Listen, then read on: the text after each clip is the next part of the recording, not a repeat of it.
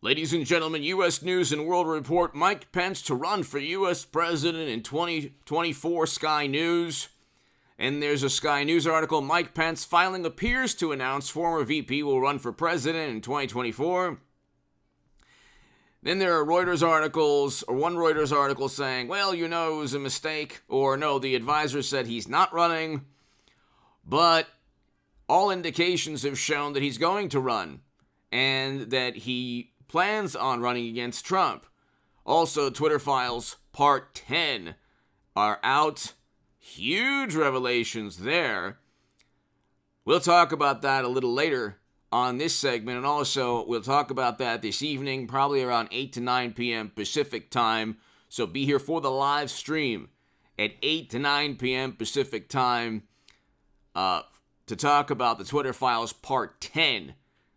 Probably the most important Twitter files that we've had thus far, and they were all very, very important. The interesting thing about Mike Pence possibly running and possibly filing paperwork is that, well, it's the last remnants. You have the Lincoln Project, you have Liz Cheney, Adam Kinzinger, you have Mitch McConnell, Mitt Romney, and interestingly enough, you have Mike Pence. Now, Trump should never have chosen Mike Pence. He should never have chosen Mike Pence as president for a number of reasons. I'm not going to address the last year of his presidency or the last couple of months with Pence. I'm talking about he should have chosen somebody. He should have picked somebody like a better attorney general. Sessions was the absolute worst attorney general of all time. You want to talk about a psychological type of ploy or some kind of psychological op.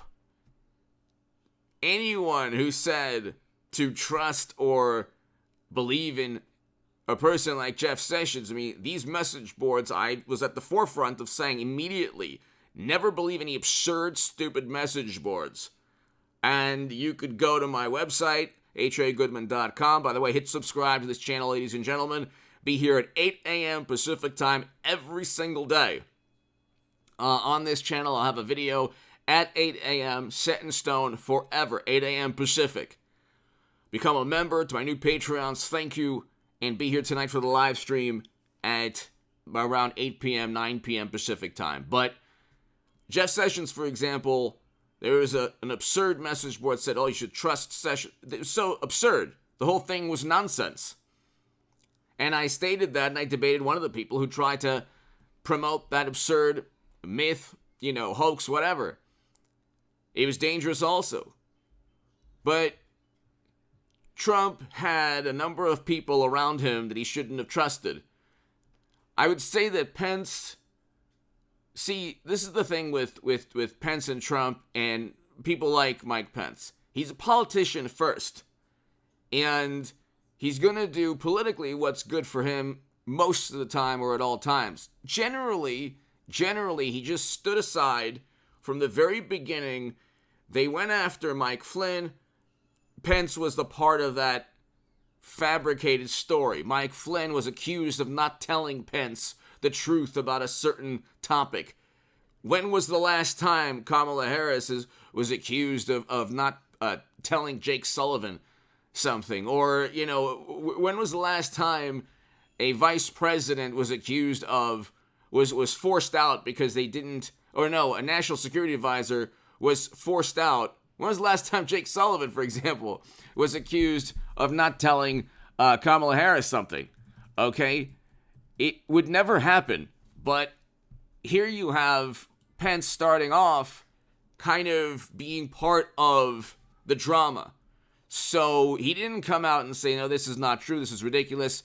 Why are these Federal Bureau of Investigation employees, and we'll talk about that in the Twitter Files Part 10 later this evening for the live stream. But he never came to bat, never defended Mike Flynn, really never defended Trump during the whole absurd Russiagate nonsense. The special counsel, someone said to me, oh, you're a fool, H.A. Goodman, because there's a special counsel and they've referred they have a criminal referral to Congress and he's going to be investigated. It's been 7 years. They don't have anything on Trump.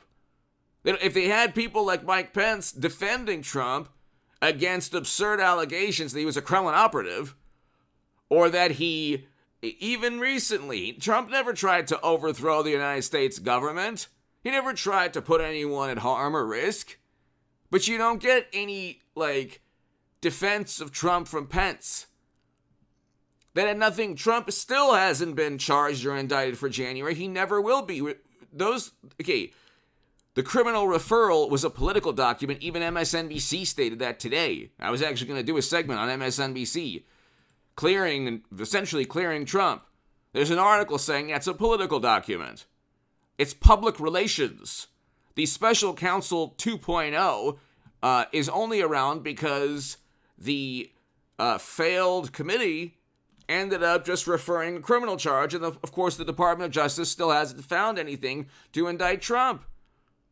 So they don't have anything to indict Trump. They can't indict him for mishandling of classified data because there's a precedent set by Madam Secretary, who, by the way, I think will be eventually will be the 24 nominee for Democrats, Hillary Clinton. You might think I'm nuts, but I've been pretty spot on about a lot of things. I'd probably be, you know what? If I'm wrong about 24, she'll be nominee 28, 32, 36. One time in the future, maybe 100 years from now, she'll be the nominee. But you have to understand, the interesting thing about Pence is that when he decides if it's today or that was a mistake, it wasn't filing paperwork or something, maybe he was filing something else, and reporters thought that he was running for president. The interesting thing is that he's the last remnant of the old guard, the old school Republican Party that was completely leveled to the ground by George W. Bush.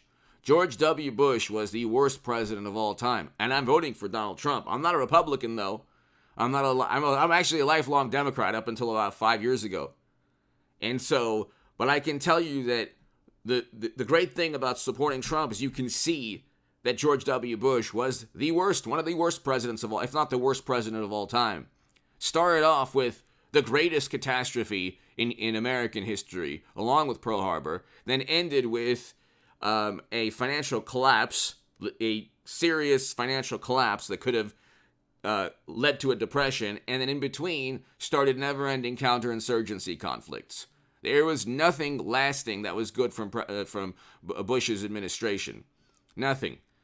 And President Obama continued the failed foreign policy. Trump came in, reversed that foreign policy, brought Americans home.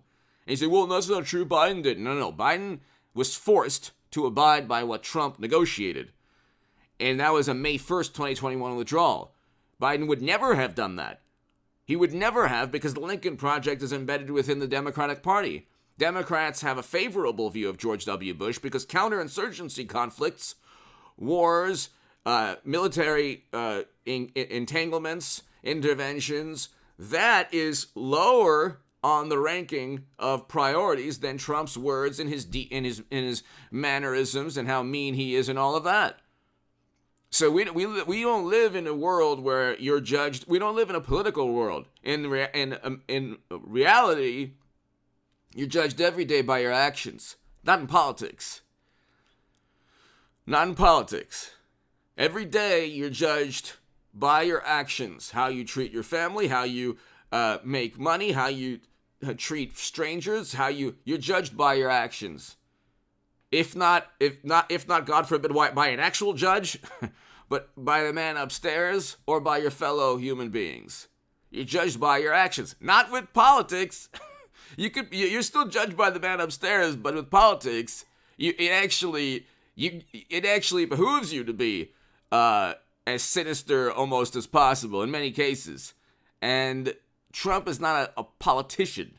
They say that he's this mean mastermind of all these things. They can't find anything on him because he didn't commit a crime.